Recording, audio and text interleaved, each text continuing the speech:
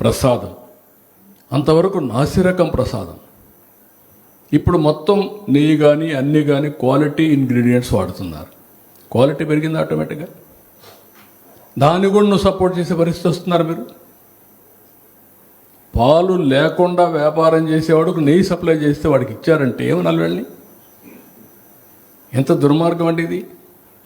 అలాంటి వాళ్ళందరినీ సపోర్ట్ చేస్తూ కడాన అతను ఇస్తే 70,000 పోయింది, 14 కోట్లు రాయిచ్చాడంట. అంటే మీరందరూ అర్థం చేసుకోవాలి. అంటే 70,000 కొట్టేసి 14 కోట్ల రూపాయలు దేవుడికి ఇచ్చాడంటే నీ అంటే ఎక్కడికి పోతున్నావు? ఇలాంటి వాళ్ళు ప్రతిపక్షంలో ఉంటే, రాజకీయాల్లో ఉంటే కెన్ యూ అప్రిషియేట్? వీళ్ళతో రాజకీయం చేయాలంటే నాలాంటి వాడికి ఎంత బాధగా ఉంటుందో ఆలోచించాలి. That is the problem with political thinking.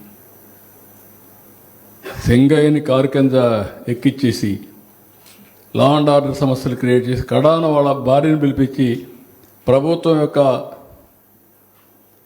అంబులెన్స్లని తీసుకుని చంపేసే పరిస్థితికి వచ్చారు.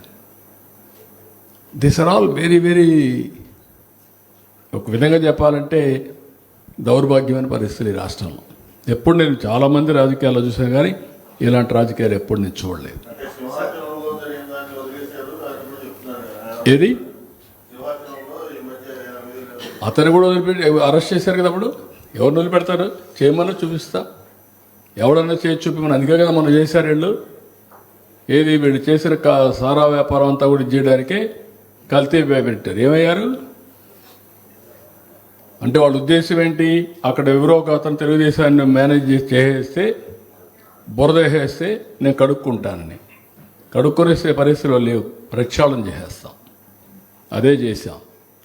ఇప్పుడు ఏమనండి, ఇంకో పక్కన ఏలూరులో ఒక అతను వేరే హెల్త్ ప్రాబ్లం చనిపోతే అతను కూడా నకిలీ మందని 3 రోజులు వాయించి వదిలిపెట్టాం. ఇప్పుడు మాట్లాడుతున్నారా?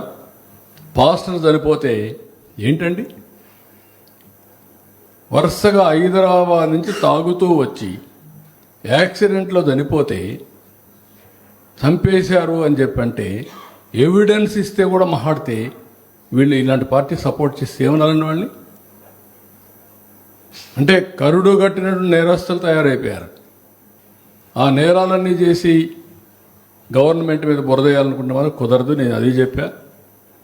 నేను మీకు చాలాసార్లు చెప్పాను, రౌడీలతో డీల్ చేసాను, చాలా ఈజీ.